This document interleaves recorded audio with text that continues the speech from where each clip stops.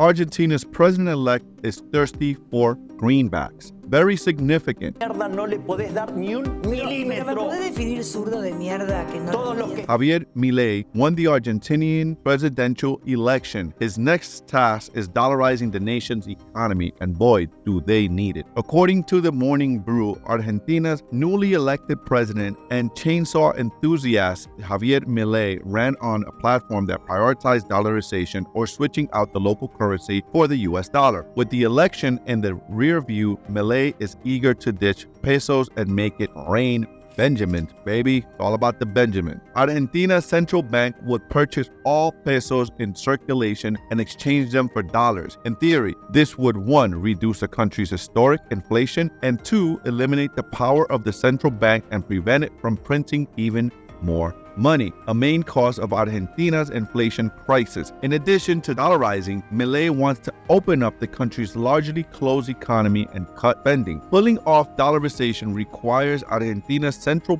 bank to have enough dollars to buy all the pesos in circulation. And like anyone under 30 trying to buy a house right now, experts estimate that it's roughly $50 billion short. And that's just the start. The country's courts and divided Congress could add additional obstacles. Emilio Ocampo, the economist appointed by Milei to oversee the dollarization process, is bullish. He argues that Argentina could have over $200 billion in circulation that the central bank doesn't include in its count of dollars. But he also considers the economy de facto dollarized. Dollarization is the economic equivalent of Hail Mary pass.